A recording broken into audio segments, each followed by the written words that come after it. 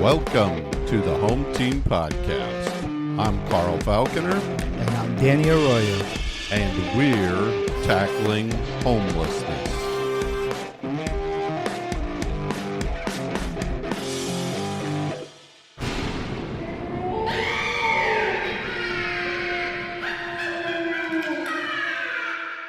Today in our podcast, we will discuss two of our passions, football and ending homelessness. Please join us through 4 quarters with our topic this week being harm reduction. So, how's your weekend?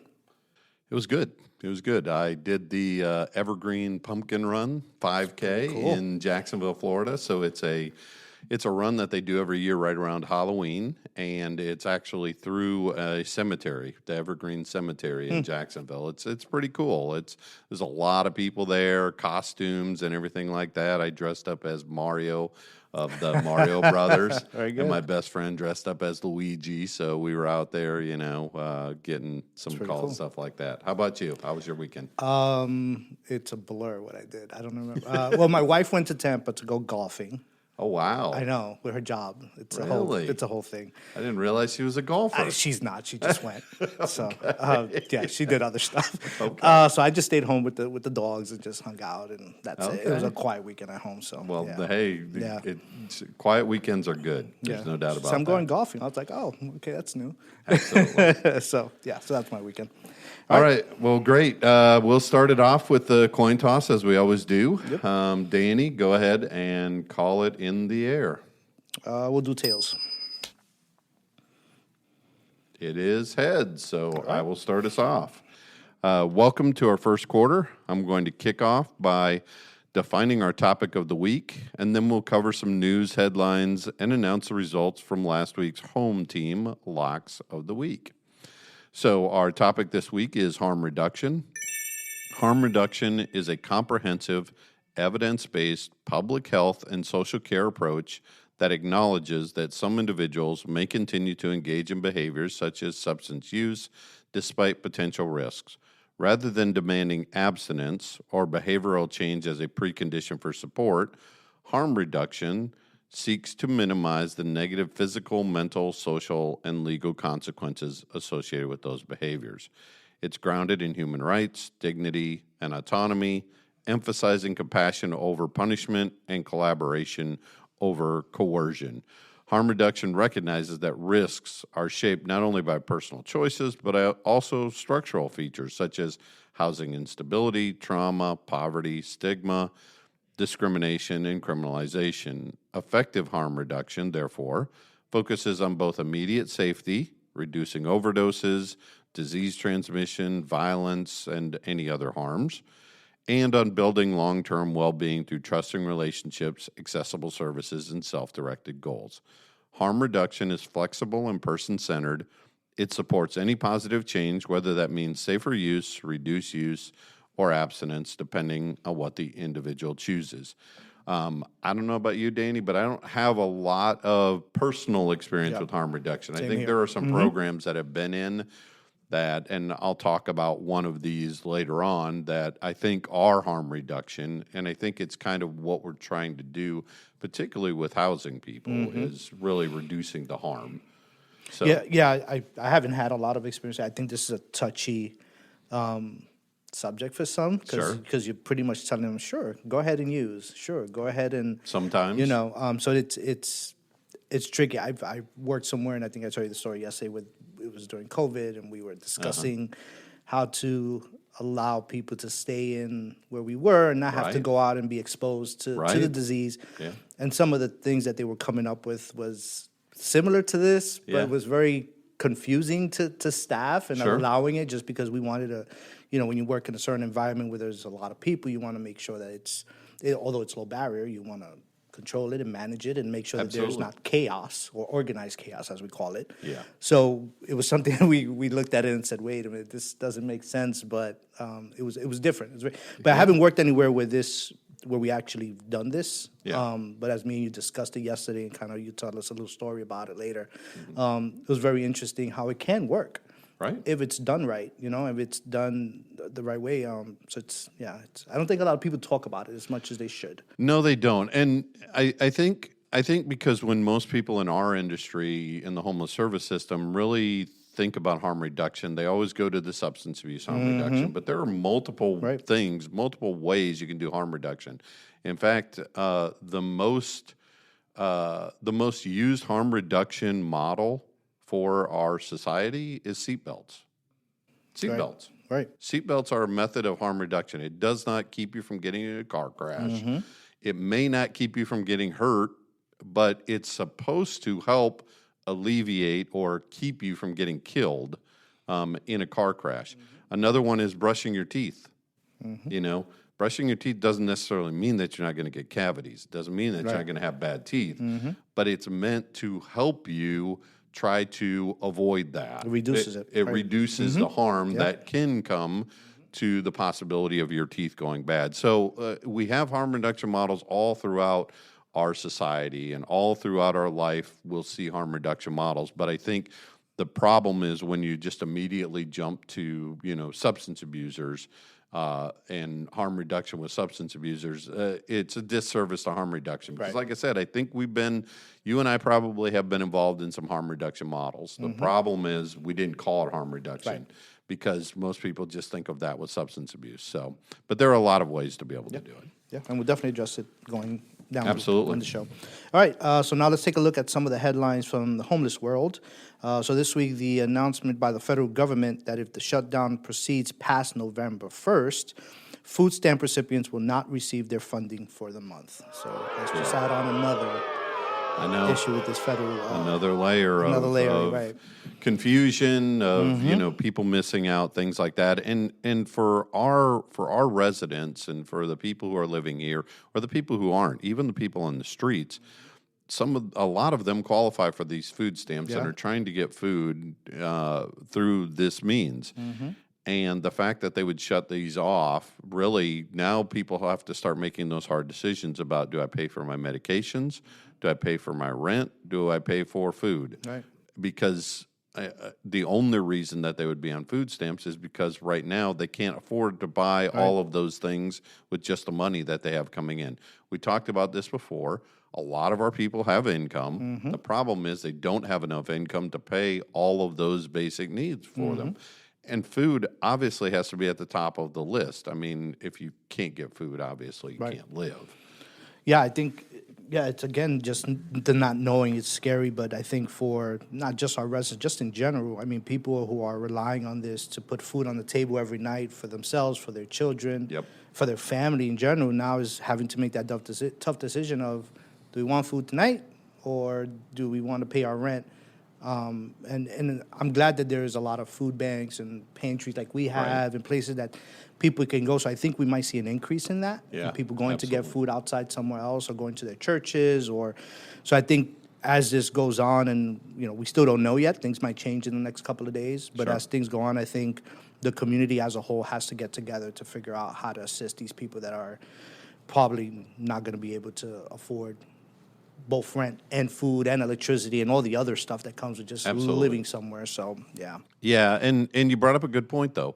The majority of the people who are on food stamps are probably children. I don't know what the statistics are, but there are a lot of families that are receiving food stamps. And so for children to go hungry because you know, the government is shut down and can't get their act together in terms of trying to pass a budget. And we've talked about, you know, NFL players giving back, and a lot of times they're giving back to schools and they're giving back to food pantries and all that food insecurity in school. There's a lot of kids who are just going hungry. You know, and now with these food stamps possibly disappearing, it might get a little bit worse. So we'll see what changes from this week to next week. I hope they get it. Hopefully. Back up, so. I hope so too. All right, so let's see, Lord, how our Cowboys and Bears did this week. Jeez. Let's just get this over with. I think every time you do the introduction to this, it's a bad week. It's a bad week, yeah. So as of next week, I will not do this part anymore. We'll switch it up. All right, so my Cowboys played the Denver Broncos. Again, Denver's a really good team. They really are. It was... Yeah, we lost 44-24, so it's, with 3-4 and that darn one. That's right. But it was next week we have the Cardinals at home, so hopefully we'll bounce back. But they're up. I don't know which team I'm going to see every week. It's very weird. Let's face it, your defense is terrible. It's bad. It's just really, really bad. Yeah. Your offense looks really good. Yeah, the offense is good. And I think the reason they got beat by Denver is because Denver's defense is really good. And they really were able to shut down the Cowboys, at least some. I mean, Cowboys scored 24 points, which in bad. a typical week would put you right in the game. But that defense is just And that's terrible. been our struggle all year. I know. All year. Our secondary's hurting, and it's just bad. So, all right, your Bears. Now let's go to the Bears. We didn't do any better. I called it, Danny. We'll did. get to our locks of the week next week, and I told you I thought this was a trap game for us, and it was even more of a trap game because Lamar Jackson, I thought he was coming back. I knew Baltimore was getting several of their players back that were healthy, but Lamar Jackson didn't even play. And they had to play against, who was it? Tyler Huntley, I think. Yep. And anyway, the Ravens ended up winning 30-16 over my Bears.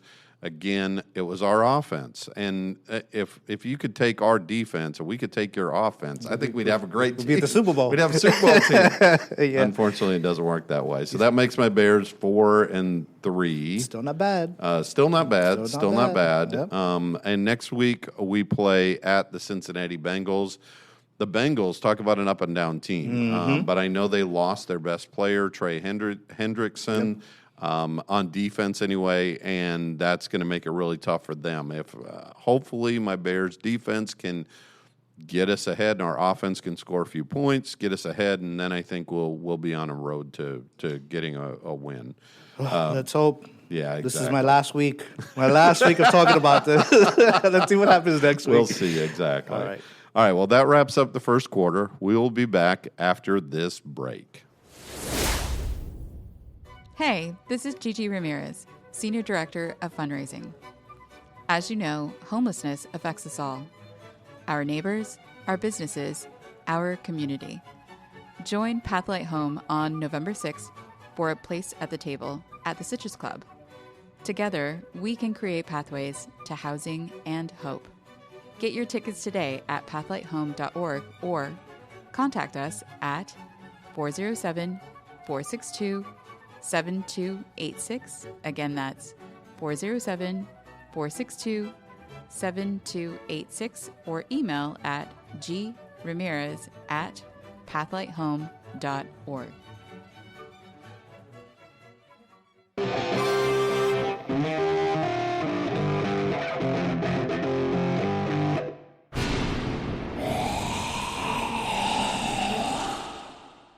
This is the second quarter. We're getting a little deeper into a homelessness topic with something we call offense versus defense. We will each take turns discussing some opposing viewpoints of our topic this week. The statement that we're discussing this week is, should we have more harm reduction programs in the homeless service system? Please remember that we're trying to show both sides of the issue. These do not necessarily reflect our individual stances on these positions. I will say, though, after we get done and we have a conversation, you'll pretty much know where we stand. Pretty much. Anyway, so I'm taking the pro this week. I'm taking, should we have more harm reduction programs in the homeless service systems? I'm saying yes, and here are some of the reasons why. Health and safety benefits. Harm reduction models have proven to reduce things like infectious disease spreading in our community, provide preventative health care to people, and reduce overdoses.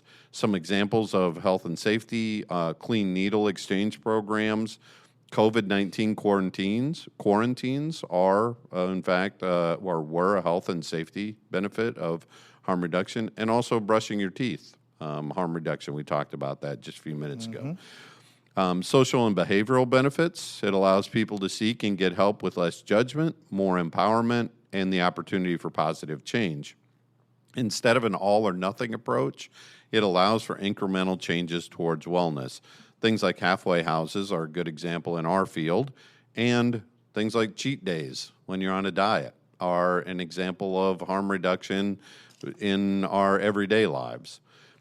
Integration and cost effectiveness is the next one. It works well within other long-term programs such as permanent supportive housing, medical respite programs, outpatient substance abuse programs.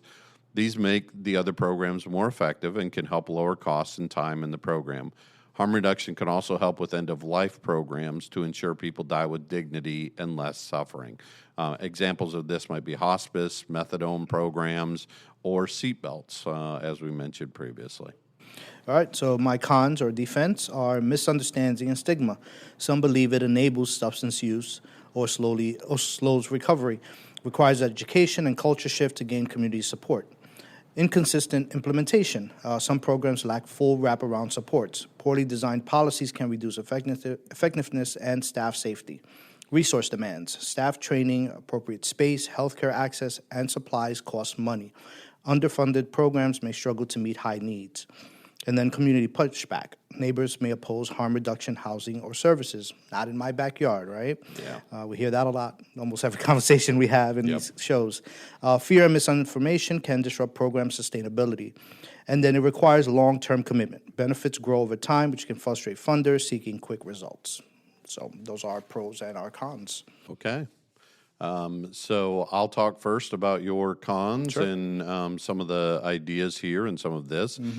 We forgot to mention at the beginning of the show, Danny, that this is our Halloween special show. So we're talking about fear. We're talking about spooky things in the homeless service system. My fear is every Sunday. There you Pretty go. much watching my team. So the Cowboys defense. When the Cowboys go on defense. That's when I start screaming. When Chicago goes on offense. That's when I start panicking. It gets very scary then. But harm reduction is one of those really scary things in our field, as you mentioned before.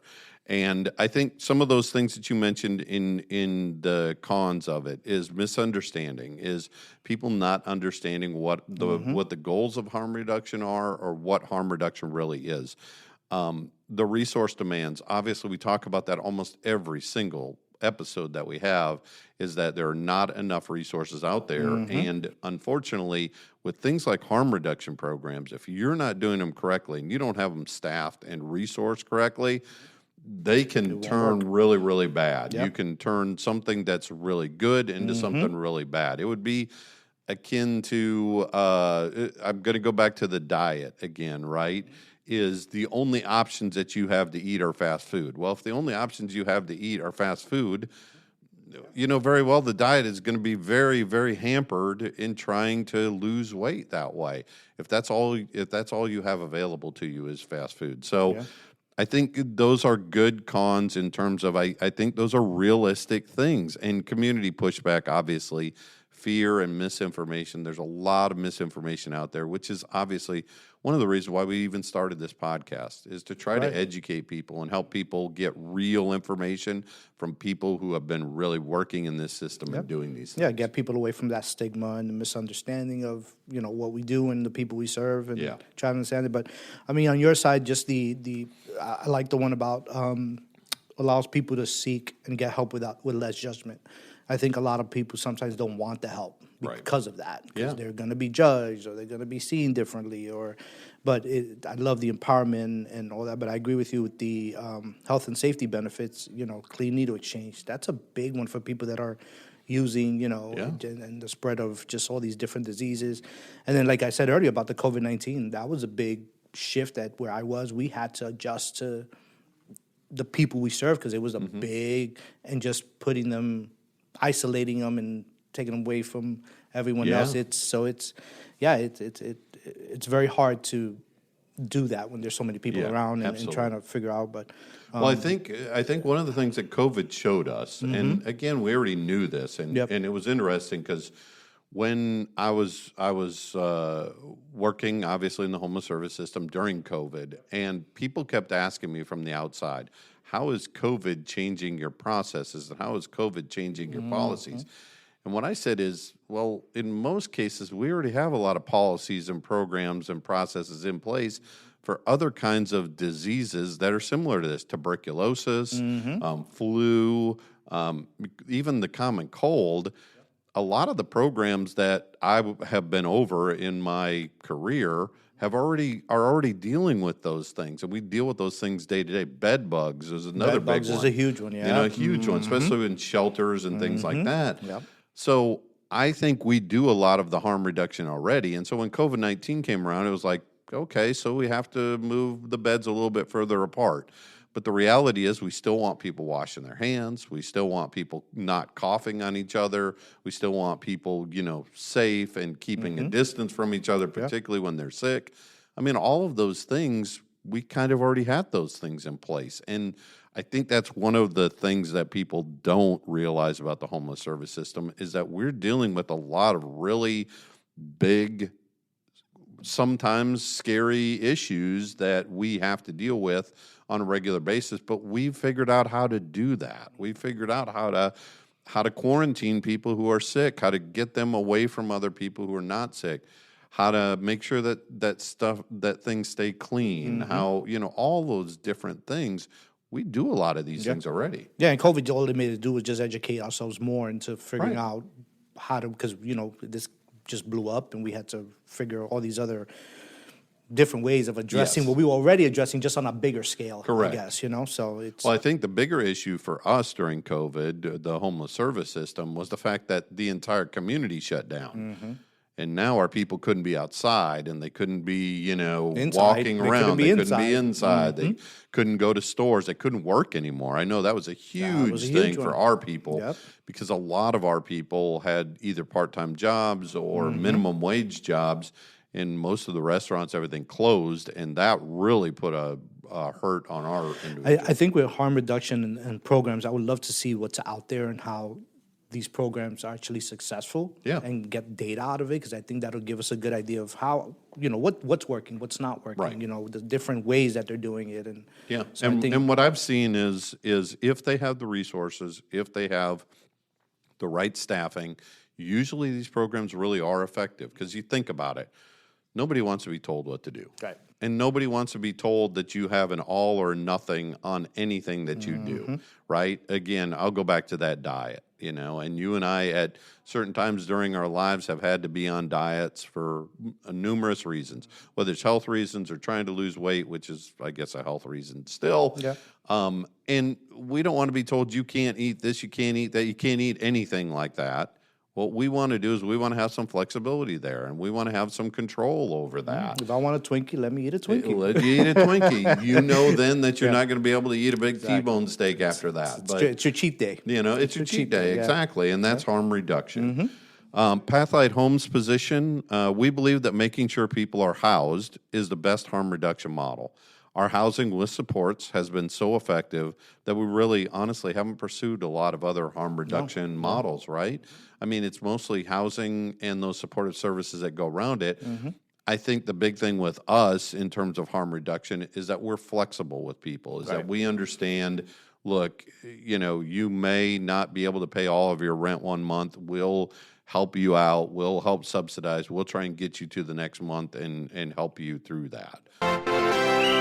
All right, we've made it to the halfway point, and during halftime, we want to take a moment for fan interaction and highlight an inspired quote related to housing and homelessness.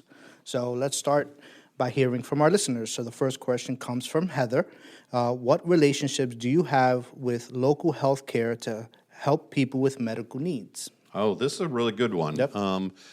And to all the homeless service providers who are listening out there, if you don't have a relationship with a healthcare provider, you're really missing out. You really need to have a relationship with healthcare providers because they are so essential to everybody that we're serving.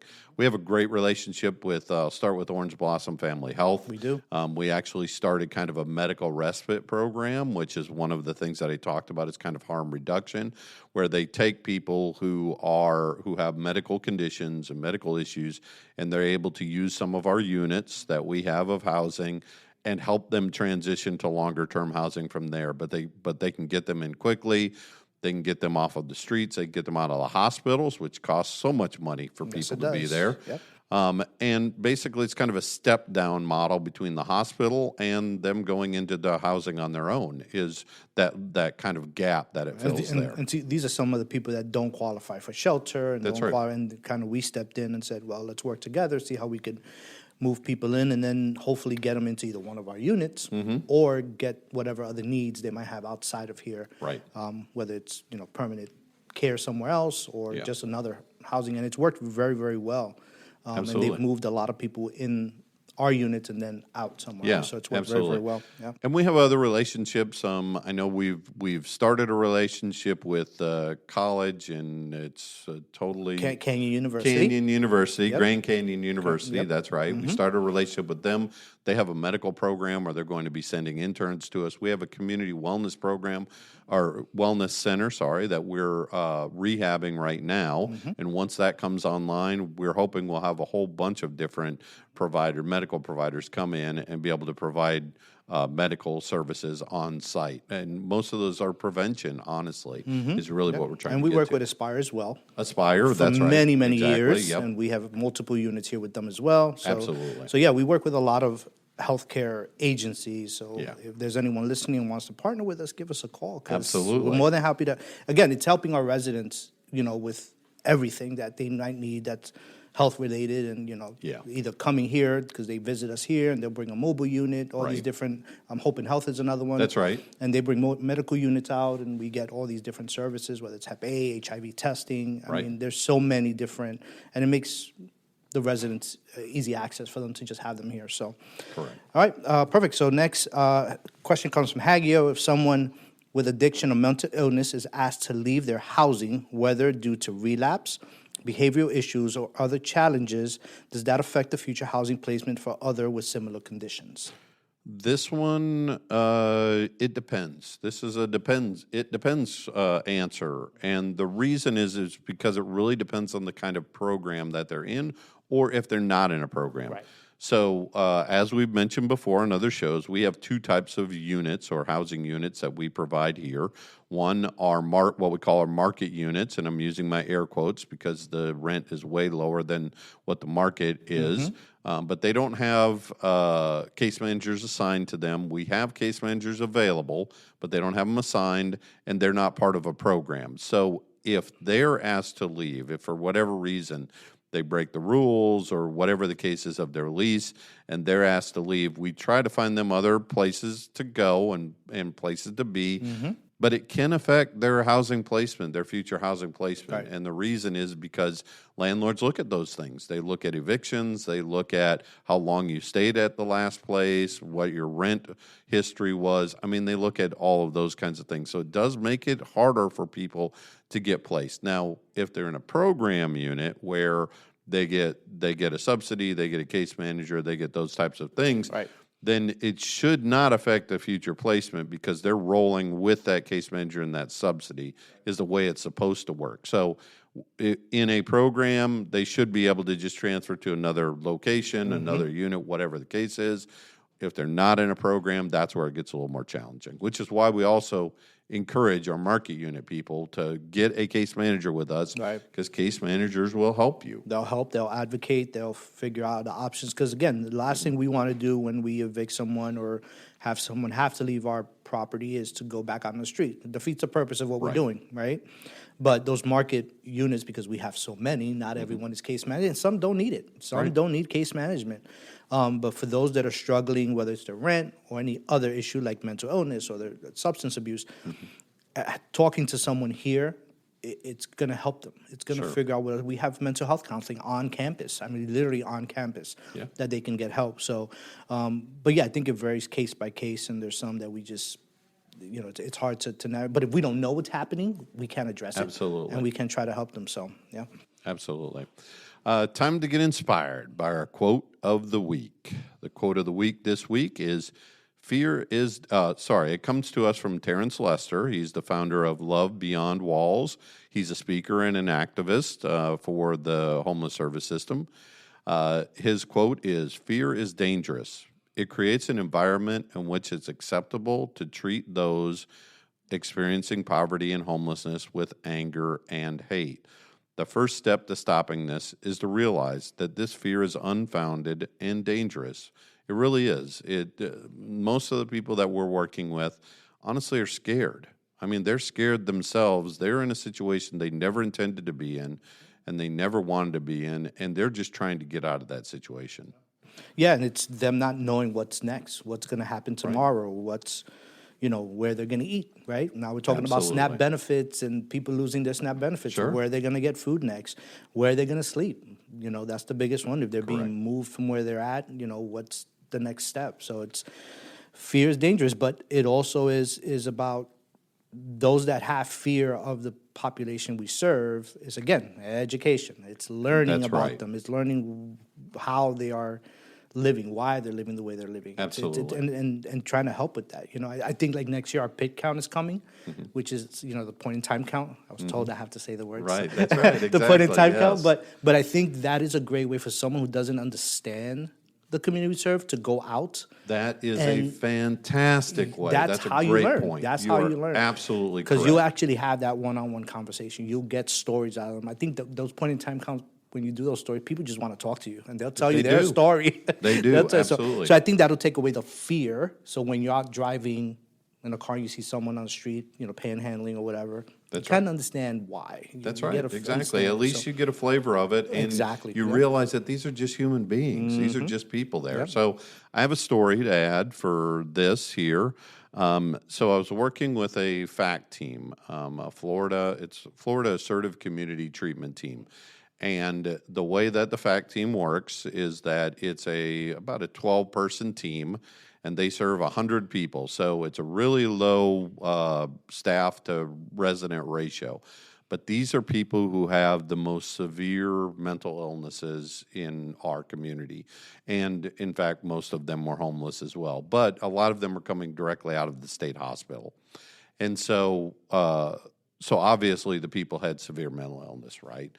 And so I was working as a case manager, and we would go out and we would make visits to people living in the community. By the way, all of these people were living in the community, living right beside us. They were your neighbors, and most people didn't even realize who was living there, who was there. So anyway, I got assigned to this one person to go out and visit this one person. And again, in the spirit of Halloween here, Danny, I'm going to tell this story. So I drive up to the house, and it's in a beautiful neighborhood. I mean, really, like big mansion houses, beautiful, beautiful neighborhood. I drive up to this house, and it has one of these really, really long U driveways, right, in front of it, where you drive up and you can drive all the way around and through. And so the house is sitting, I don't know, it's probably 30 yards off of the street, right? It's way up there. It's an older house, and I start to drive up in the U driveway, and I realize it kind of looks like a castle, is what it kind of looks like. It's a huge house, and I'm driving up, and most of our people don't have a lot of income, so I'm trying to think to myself, now, it is not in great shape. Don't get me wrong. It looks like the old Transylvania castle, right? And so I drive up there. I get to the door, and it's one of these wooden doors with the round metal knocker thing. And I'm thinking to myself, okay, this is just too much here, right? So I knock with the metal knocker thing, and the client who I'm serving comes to the door, and she's, I think she's about 19 years old, really short, a little bit stocky. She opens up the door and, says, hey, how's it going? Real nice, real pleasant, all this good stuff, absolutely. And again, in the back of my mind, I've never met her before. I know that she has serious mental illness issues. I also know, though, most of the time she's on her medication and she's doing pretty well generally. And so she invites me in, which is common. I start walking in, and I swear to God, Danny, it was like a haunted house. I walked in, and like the walls were not there, so you can see like the studs of you can see like into the walls, the studs of the walls and things. I walk in, there's stuff piled everywhere. I mean, and it's dark. It's really dark. I'm walking in this hallway with her. She's like, yeah, let's go around here. My dad's over here. She lived with her dad. I walked in, and again, this house is huge. And she was your client. She was my client. She was the client. So I'm walking in. I turn the corner, and her father is sitting out there in the middle of this huge living room, just piles of things all around them. And it's like half of the house is going through like demolition or something. It's like stuff is broken, the walls are broken. It's just crazy. There's a television sitting in the middle of the room. And I walk in, and she's got it paused. This is back in the day, Danny, so it's VCR, right? She's got it paused, and she's watching Saw, the movie. Oh. Apparently, she's a big horror movie fan. Oh. And so I walk in, and I'm sitting with her. And again, in the back of my head, I'm thinking to myself, hold on. This woman was in the state hospital not long ago. Mm-hmm. She has severe mental illness, and she's watching horror flicks where people are just dismembering people and doing all kinds of stuff there, whatever. And her dad's sitting there, and he's reading a newspaper. And I go in, and I sit down with her, and she starts talking to me about this movie. And she's like, oh, you want to see the part where they cut this person's arm off or whatever they're doing and all this stuff? And I was like, well, I'm trying to, figure out, I said, I want to talk to you about you. I want to talk to you about how it's going and, how you're doing and everything like this. And she sat down, and we had a great conversation. And I realized this is just all in my head. This is stuff in my head.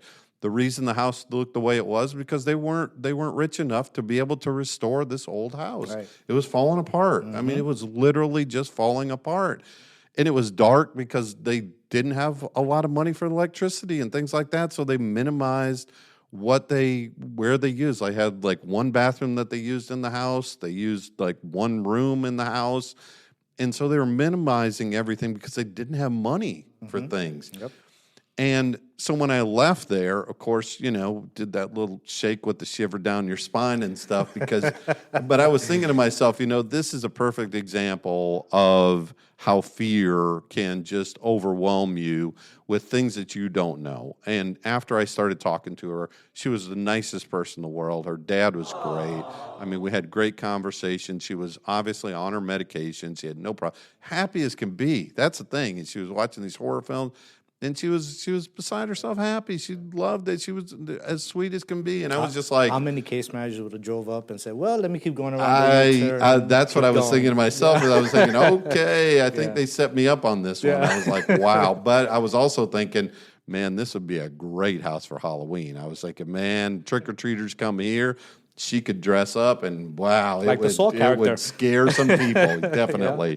But that was a perfect example of just what we're talking about here. And again, the reason I bring that up is because FACT, the Florida Assertive Community Treatment Team, really is kind of a harm reduction model. Is these people had severe mental illnesses, and we had to go out and visit them sometimes 3 times a day to get them their medication. And they still had some psychosis. Mm-hmm. They still had some issues and some problems. But we weren't worried about that. We were worried about, can you live? Can you survive? Are you okay? Are you making it? Sometimes they had to go back in the hospital for a little while, but most of the people were surviving out in the community and doing just fine as long as they had that assistance from us and they had that help. Housing first. That's right. Absolutely. Housing first. All right. And that concludes our halftime. Please stay with us after this short message. Hello, everyone. I'm Carl Falconer, the president and CEO of Pathlight Home, and I'm often asked by many in the community, what can I do to help end homelessness? I would like to invite you to join Pathlight Home's efforts. Pathlight Home is a 501c3 nonprofit organization in Central Florida. We currently have 560 units of housing that we provide to individuals experiencing homelessness, but we also provide additional support through employment resource centers and mental health services. We have a drop-in day center where people can come in from the heat, do laundry, get meals, all in preparation to get them into housing eventually and off the streets. Community involvement is key to the success of our efforts, and we love when community members want to get involved with Pathlight Home. There are 3 things we invite you to do to help. Number 1, consider supporting us with funding. No donation is too small, and every dollar has an impact on our community. You can go to pathlighthome.org and click our donate button to contribute anytime. Number 2 is volunteering. We love to have volunteers come in and help us with any of our projects. We have ongoing projects and needs, but are also open to individuals and groups sharing specific talents in ways that build up our residents. Number 3 is take a tour with us. come here to our facility and see what we do for yourself. It's the best way to get an inside look at what we're doing at Pathlight Home each day. We think it's important to understand the work it takes to fight homelessness and love the opportunity to meet community members who are passionate about the issue. We love our Central Florida community and are grateful every day for the continued support. And again, to get involved, go to pathlighthome.org. Thank you.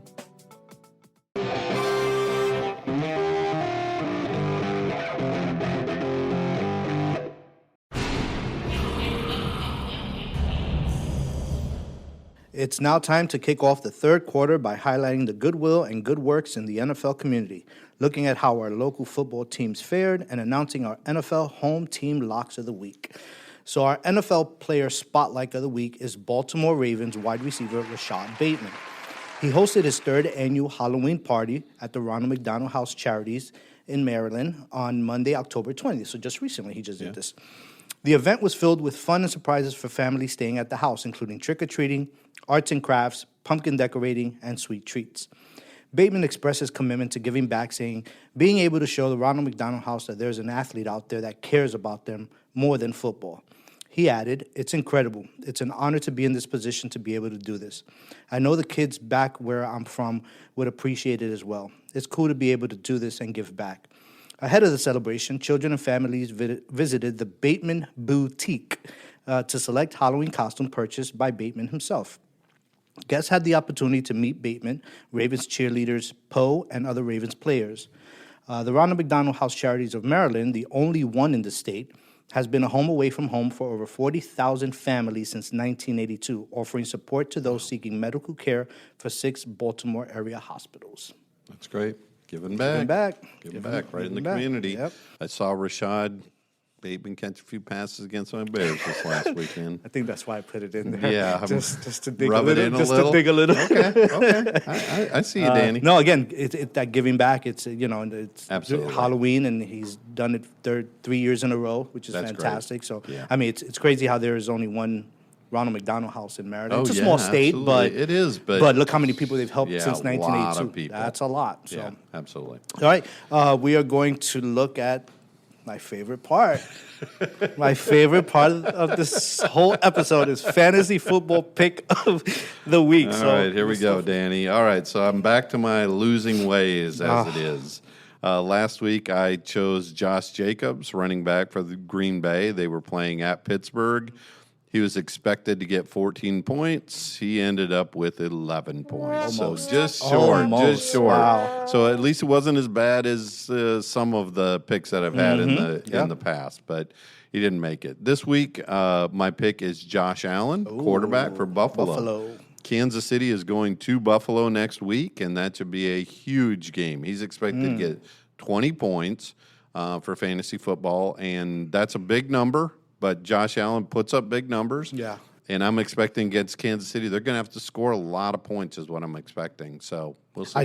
He's another player that I'm going to try to see if I could find it, but there was I think it was a video I saw of him, of people that he's given back to, just talking about him. Yeah. And the way he just broke down, it was so cool, but he gives back a lot. Oh, absolutely. Also. And he's a great player, too. Oh, yeah. He's a really good player. So. Absolutely. So let's see if you hit those 20. There we go. We'll see. The fantasy flashback this week comes from Carson Palmer, quarterback for the Cincinnati Bengals at the time in 2004, way back in the day. Mm-hmm. On Halloween in week 9 of 2004, he had 366 passing yards and 3 touchdowns against the Cleveland Browns. So he had a huge week, scary week for Cleveland. 366 passing yards, 3 touchdowns. So he had a great game. Yeah, if you had Carson Palmer in your lineup in fantasy football that week, there's a good chance that you won your week. Now onto our local football teams to watch. We'll start with my Jones High School. Jones scored 49 over Lake Region 0. That's fantastic. Yeah. They moved to 7-2 in Florida. They're number 20, and in Orlando now they're number 3. Our next game is on the 30th coming up. Jones versus Ocoee. So Boone High School, they won against Freedom. Not to push it, I'm we just got saying 49. they have to outdo We did 60, Jones every We won week. 63-0. Wow. So we are 9-0. So we still have not lost a game. Look at you rolling. I know. We are Florida. We're at number 40. And Orlando, we're at number 8. So we just keep on creeping up. Keep on moving up. Yep. Yeah. So this week, we play against Edgewater. So I think that's going to be a pretty good game. That's going to be, and we're at Edgewater. Because we had to play Edgewater, and I know Edgewater was one of the teams that beat us. That's going to be a very good game. Yeah. So, and it's at Edgewater, so we'll see how that goes. That's going to be a big one. So I check in on Fridays as the games start at 7. And it was like 7:40, and they were already up like 40-something. I was like, oh my God, this is insane. So we'll see how Edgewater does against them. So. That's great. All right, so now the lock of the week results. So, Carl, you first. All right, so I did it. I picked against my Bears, the Baltimore Ravens. I thought it would be a trap game, and sure enough, it ended up being a trap game. So Baltimore beat Chicago, just like I said they would. Danny? Yep, so I had the Packers against the Steelers. Unfortunately, Steelers lost. I really thought they were going to win that game. Yeah. But they did not. So right now, it was a close one. Though. Yeah, it was. It was a close one. Yeah. So Carl is 4-4. So at 500 right now. At 500. And I am 5-3. Ooh, one game so ahead. Next week. Okay, next week. Yep. All right. So next week I have Washington, who is hosting Seattle, coming to Washington. So hopefully Washington will get a win for me. And I have the Jaguars at Raiders, so I'm picking the Raiders for that game. There you go, so Las Vegas, all the way. Let's see how that there goes. We go, we'll see. Stay tuned for our wrap-up after this message. Hello, I'm Gigi Ramirez, the Senior Director of Fundraising and Engagement here at Pathlight Home. For over 30 years, we've helped more than 8,000 people transition from homelessness to hope. But when someone moves from the streets to their own home, they often have nothing. That's why we provide immediate essentials, everything from bedding and food to soap and cookware, to help them truly feel at home. Beyond housing, Pathlight offers career training and supportive services, like our 12-week culinary program, helping residents gain skills, find jobs, and rebuild independence. You can be part of the story. Volunteer your time, donate essential goods, or become a monthly Pathlight hero, ensuring every neighbor has a chance to thrive. Visit pathlighthome.org to donate today.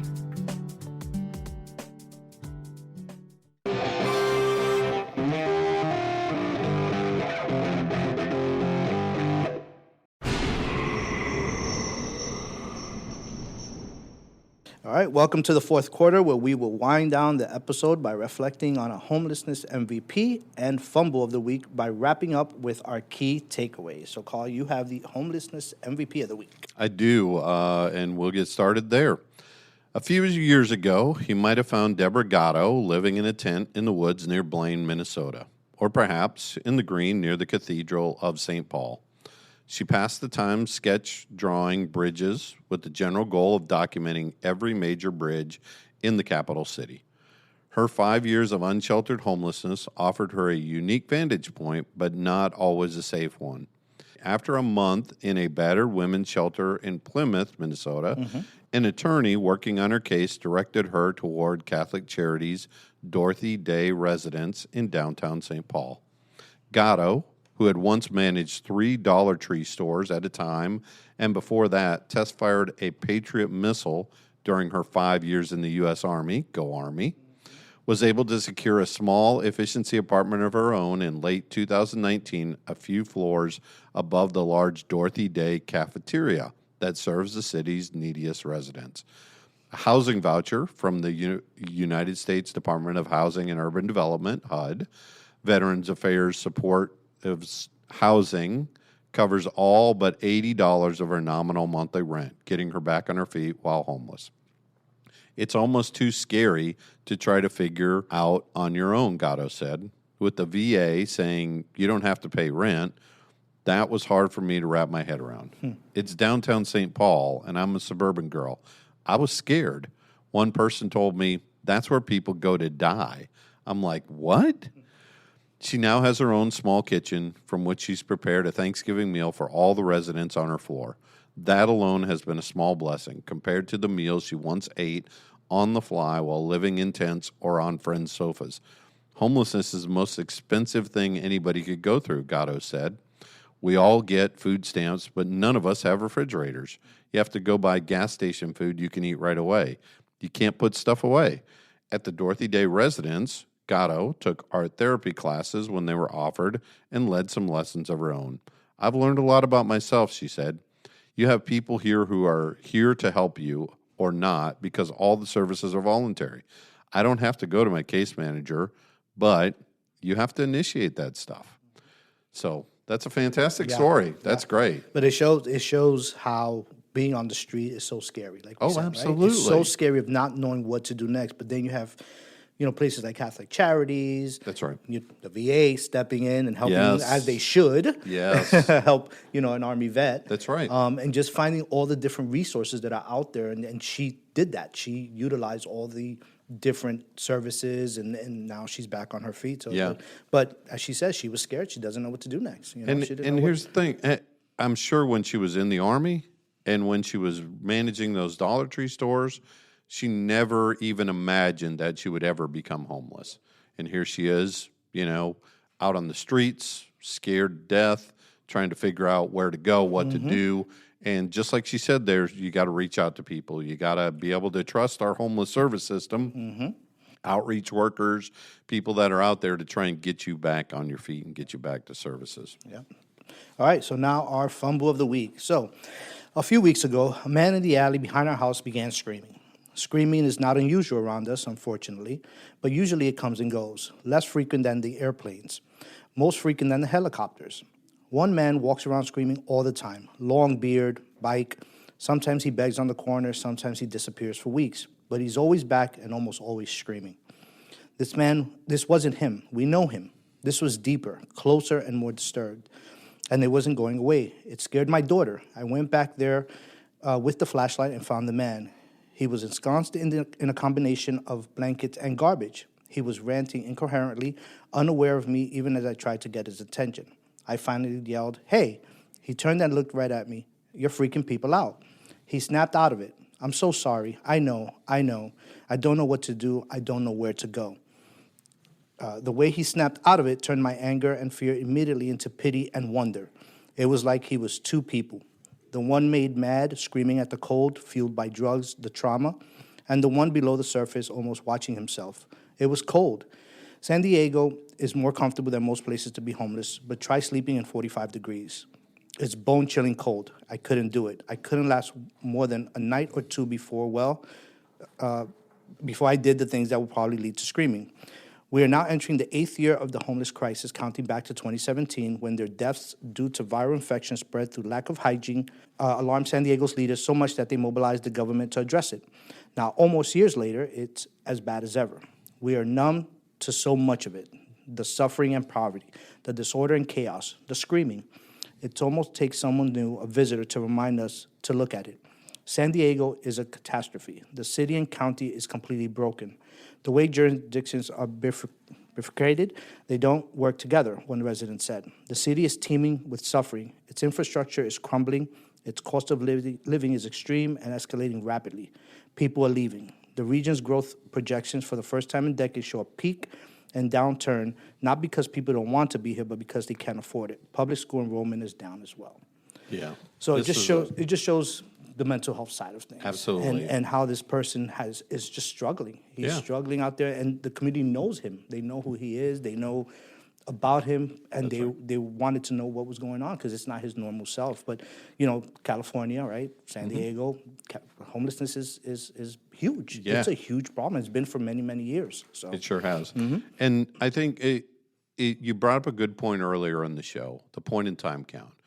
These are the kind of people that you get to meet and talk to at the point in time count. And just like here, whether they're, acting erratically or screaming or doing whatever, if you can get to them, if you can have a conversation with them, if you can talk to them or get them to settle down and understand that you're not there to harm them, then most of the time you can actually have a conversation, you can try and get through to people. And again, during the point in time count, our reason for doing it is to try to get information from these people. You know, how long have you been out here? What kind of services do you need? What can we help you with? Where, you know, what more can we add to our system to really get you out of the situation that you're in? And it's valuable for people to go out and have conversations with people. I mean, again, you know, that point in time count can be so valuable. Again, I want to reiterate it, at the end of January is when we do it. We will definitely make sure on this podcast to get the word out about people volunteering for it. But we'd love to have community members out there because you get to understand what people are really going through rather than making up stuff in your mind about what you think people are going through. And, this is a perfect example. Just when she said that she spoke to him, people automatically think he's going to get violent, or he's going to attack me, or my child. And the first thing out of his mouth was, "I'm sorry," because he knows something's wrong. He needs the help for it. So, yeah, it was just, I just read the story and I thought it was really good, just showing the side of mental illness and how we can better educate and talk to the people that are out there and just get an understanding of what they're going through, and then try to find some resources for them so they can get the help they need so they can get off the street. Yeah, and another thing, and again, I hate to harp on this, but the point in time count is a safe place for the community to go out. We're not saying that every time that you approach somebody on the street that you're going to have a positive encounter. That's not what we're saying. What we are saying is these are human beings out there, though, and if you can approach them, or you can approach them in a reasonable way, or try to get their attention, what you'll find out is that they're scared, they're trying to get out of their situation, and they're trying to get help as well. And the point in time count is great because we have team leads, we have professionals who go out with every group that's out there, and we're trying to get people to interact with the people that are out on the street so that they can see what's really happening and understand that. And so they take a different perspective back to their friends and families and neighbors and talk about, hey, you know, not everybody out there is like this, like we think that they are. Yeah, definitely. And I think that's what our outreach team does fantastically here is building the relationships and getting people housed and building that trust and people knowing who we are, or seeing that person go out and say, hey, he helped me, why doesn't he talk to you? And, you know. And it's also a great opportunity to volunteer at a local homeless service provider agency, because you'll get to interact with people who were out on the streets, and they'll tell you their stories. They'll tell you what happened with them or what was going on with them, and you'll actually get to see what they look like when they've moved through their crisis and they're doing better. I'm pretty sure down next year we'll do an episode on pick count and point in time. But I think that volunteering with just, if you don't want to go out, bring your friend, bring your neighbor, an office setting, bring all your coworkers and do that. So Orange County and the city of Orlando do that. They get a group of people, and they've come to help us last year. So it's really, really good. So, and finally, here's our key takeaway to this episode. We have the unfortunate opportunity to meet people at their lowest point, which for them can be very scary and overwhelming. But the people who work in this field are willing to work with anyone. And so, like that old show that used to go on many, many years ago, apparently fear is not a factor for us. And I think that's the biggest thing that people have to overcome if they decide they want to work in this industry, is they've got to realize they got to leave all their preconceptions, their prejudgment, all that at the door, and they've got to start meeting people where they're at, and they've got to start talking to people as human beings. They're human beings first, and then everything beyond that is secondary. And just have an open mind. Just that, I mean, that's pretty much it. Have an open mind. When we got into this field, we were probably apprehensive to talk to someone. We were scared to go out there and speak to someone, and someone who was struggling with mental illness. We're like, how do I even address this? And now it's like, it's just a person. It's just a person. And let's chat. Let's see what's going on, you know? So, all right. So that concludes our episode for the week. Remember, if you have any questions or comments for us, email us at questions@pathlighthome.org. And as always, we leave the last words for our beloved co-founder, the late Reverend Fred Maxwell. I'm still dreaming. That we will become able and sufficient to increase the housing of homeless. This is merely a beginning.